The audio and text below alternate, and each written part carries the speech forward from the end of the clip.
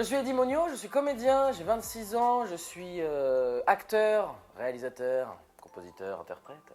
Et je suis surtout professeur d'art oratoire, c'est-à-dire que je transmets l'amour de la parole, l'amour de la prise de parole en public, un peu partout dès que j'en ai l'occasion. J'ai eu un parcours scolaire très chaotique. Mes parents voulaient absolument que j'ai le bac.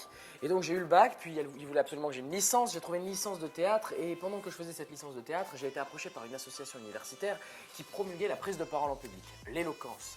Et donc je me suis inscrit à ce concours et à cette formation. Et paradoxalement, moi j'y ai appris l'écoute. Et je me suis rendu compte à quel point c'était important d'écouter. Et suite à ça, ça m'a totalement transformé, ça m'a totalement changé. Après avoir fait ce concours d'éloquence, il a donné lieu à un film documentaire qui s'appelle À voix haute, qui était nommé au César, que vous pouvez retrouver sur Netflix. Enfin, ça dépend quand est-ce que vous regardez cette vidéo. Bref. Et donc, après ça, j'ai réussi à réaliser mon rêve qui est d'être comédien. Mais je me suis rendu compte que c'était vachement important la prise de parole en public et que je pense que tout le monde a quelque chose à dire et que tout le monde devrait être entendu, voire même écouté. Parce qu'on a tous des choses sur le cœur, on a tous des réflexions et les garder que pour soi, oui, pourquoi pas, mais ça fait du bien de pouvoir les dire. L'éloquence, le dictionnaire nous dit que c'est l'art de s'exprimer, l'art de bien parler en public, de convaincre en transmettant une émotion. C'est ce que le dictionnaire nous dit. Sauf que moi, ça fait plusieurs années que je vois en fait des concours d'éloquence et que je vois des gens prendre la parole en public.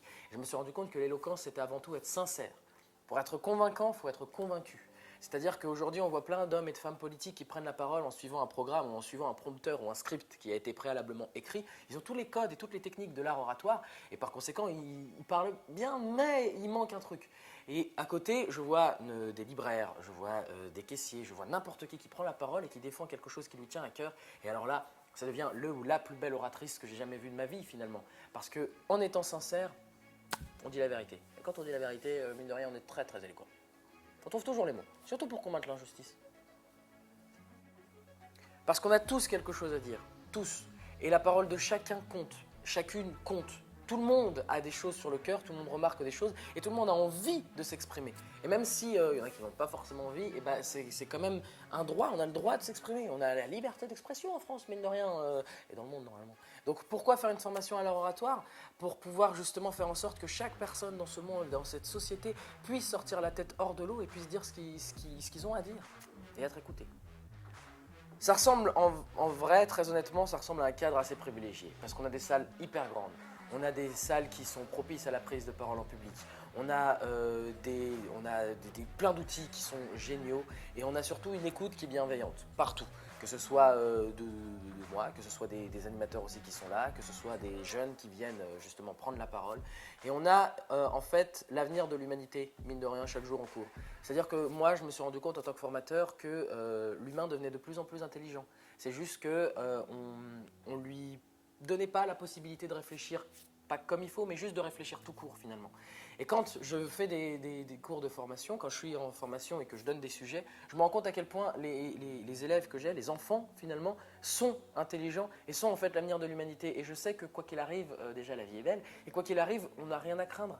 Parce que en prenant la parole et justement en réfléchissant aux problèmes de société et même à des sujets qui peuvent parfois paraître dérisoires, eh ben on se rend compte que tout va bien. Donc la formation à Herblay, à quoi ça ressemble? Eh ben, ça ressemble juste à un condensé d'intelligence, de réflexion et de beauté. Ouais, c'est la beauté. La formation à Herblay, c'est avant tout un lieu où on a le droit de tout dire. Vraiment. On a le droit d'exprimer chacune des opinions, on en discute, on parle et on débat. La parole est libre, il n'y aura aucun jugement et il n'y aura aucune honte à avoir. Et si vous vous sentez ridicule, c'est parfait. Einstein l'a dit, entre le ridicule et le génie, il n'y a qu'un pas. Si vous vous sentez ridicule, continuez d'avancer, vous allez être géniaux. Mais, il y a un mais, ne venez pas parce que vous vous sentez obligé de venir. Vous n'êtes absolument pas obligé. Moi, je ne vais vous obliger à rien du tout. Au contraire, tout dépend de vous. Si vous avez envie de prendre la parole, vous prendrez la parole. Si vous n'avez pas envie de prendre la parole, vous ne prendrez pas la parole. Donc, le mot d'ordre, c'est venez si vous en avez envie. Ne soyez pas obligé. Mais en vrai, venez. Parce que c'est bien.